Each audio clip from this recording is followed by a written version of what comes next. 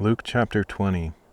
One day, as Jesus was teaching the people in the temple courts and proclaiming the gospel, the chief priests and scribes, together with the elders, came up to him. "Tell us," they said, "by what authority are you doing these things, and who gave you this authority?" "I will also ask you a question," Jesus replied. "Tell me, John's baptism, was it from heaven or from men?"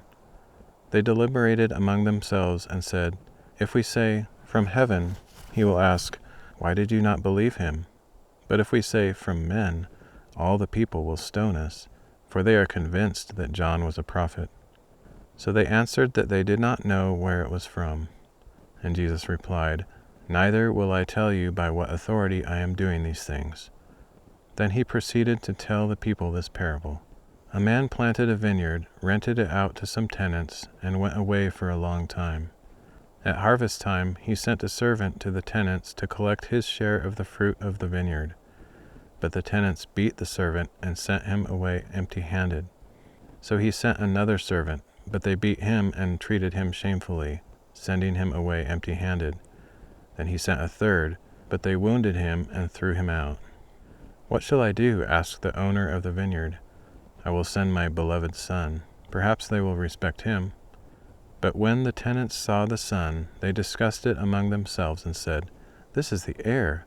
Let us kill him, and the inheritance will be ours." So they threw him out of the vineyard and killed him.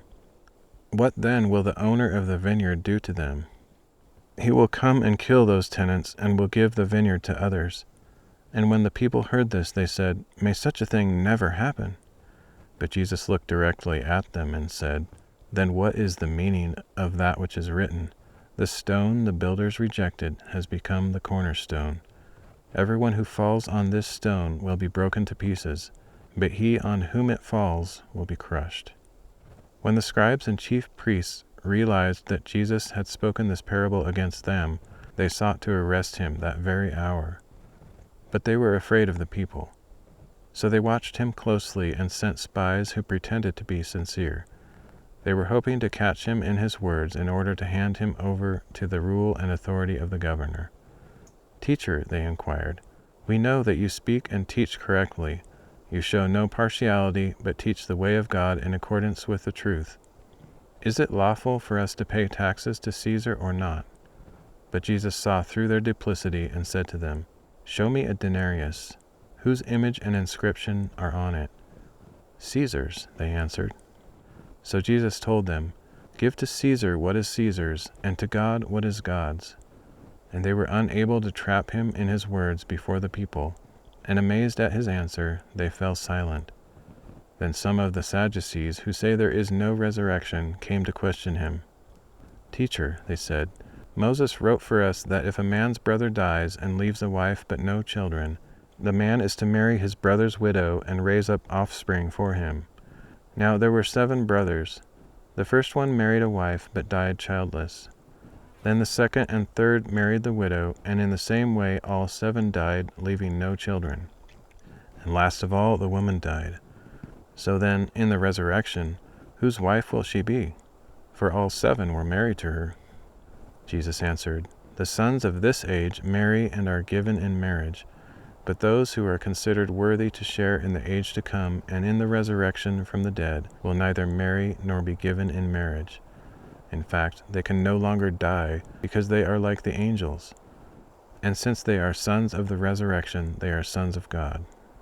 Even Moses demonstrates that the dead are raised in the passage about the burning bush.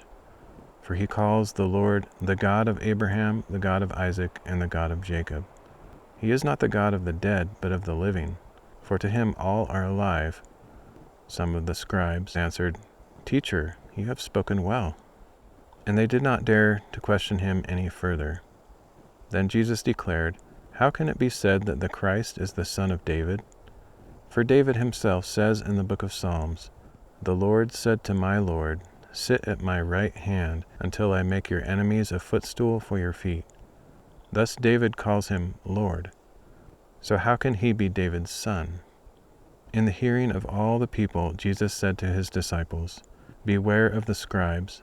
They like to walk around in long robes, and they love the greetings in the marketplaces, the chief seats in the synagogues, and the places of honor at banquets. They defraud widows of their houses, and for a show make lengthy prayers. These men will receive greater condemnation.